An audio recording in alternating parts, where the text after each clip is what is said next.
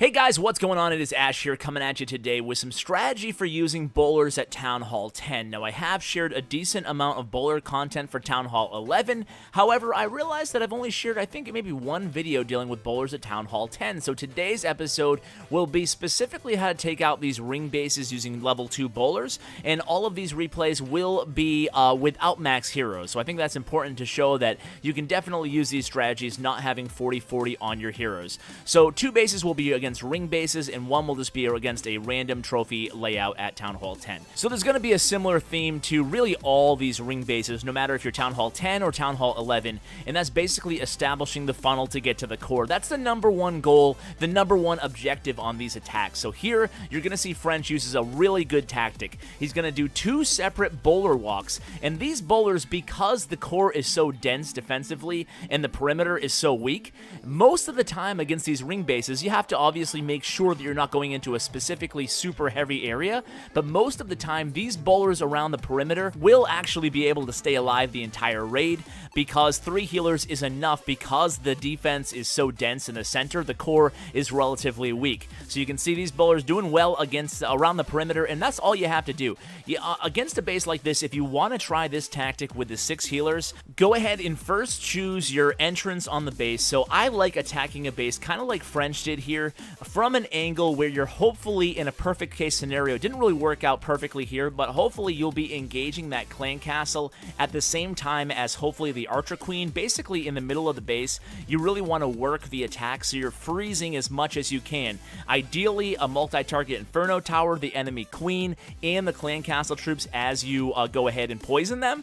And then what you do is you start 2 specific bowler walks on both sides of that entry point. You jump into the core, delay a little bit, go ahead and lead off with your golem and your king and your queen, send the bowlers in, rage, freeze, as easy as that. But you have to set up that nice funnel into the core of the base, otherwise you're liable to get a 1-star attack. So here, Legion of Loons is going to be attacking this base. Again, note the hero levels, pretty much a Town Hall 9 who just upgraded to Town Hall 10 within the last couple months, and then he upgraded his bowlers. So he's trying out these bowler attacks, and he's having a lot of success with them. Now, against a base like this, there's really 2 things you want to be aware of. #1 is he started with essentially what were the beginnings of 2 bowler walks. However, against a base like this, he did not want the bowlers to walk. He just wanted to make sure he established that core leading straight to the center of the base, clearing out all those side units with those healers and those bowlers deployed a little bit ahead of the main force. And thing #2 is you'll notice that Legion of Loons entered this base facing both of the Inferno Towers from the broadside, so essentially at the same time. That's actually okay to do, especially at Town Hall 10, even when you're rocking only 1 freeze spell. It's really important that you rely on that rage spell right off the bat to take down the first Inferno Tower, and you don't burn that 1 freeze spell too early into the attack. So go ahead and watch this one over again if you want a nice blueprint for a base like that.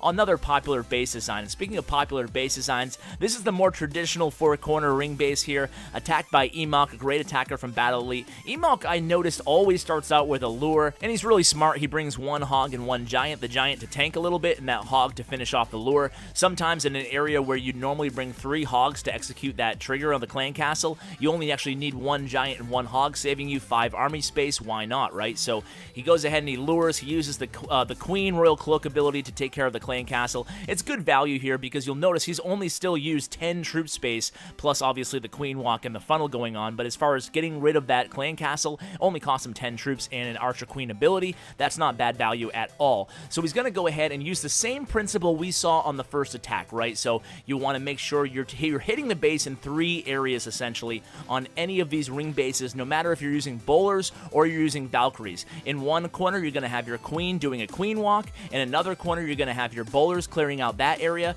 Now, if you want to, you can go ahead and use 2 bowlers in both corners, and then use your queen in the center. It's really up to you, up to the base design. The biggest thing I really look at when deciding whether to use a queen walk versus 2 bowler walks on a base like this is basically the expos. I want to make sure that my queen isn't going to be targeted by an expo, so if your entry point is in an area where an expo probably facing ground is right near that queen entrance, it might be kind of shaky to try to keep in touch with that queen the entire raid, making sure you keep her alive, maybe having to use a rage spell on her. Sometimes it's safer just to go with 2 bowler walks, but with that said, if you can find that safe entrance for the queen, I'd always try to go 1 queen walk, 1 bowler walk, walk and then the rest of the army. Now here it wasn't even a bowler walk on the north entrance there. It was just straight up bowlers, just to make sure he got that funnel down, but he only used 4 healers. So there's all kinds of variations, but the principles, again, are the same. You're hitting the base from 3 areas, you're creating that funnel for the bowlers to get to the core, and that's even applicable to Town Hall 11 attacks as well. So guys,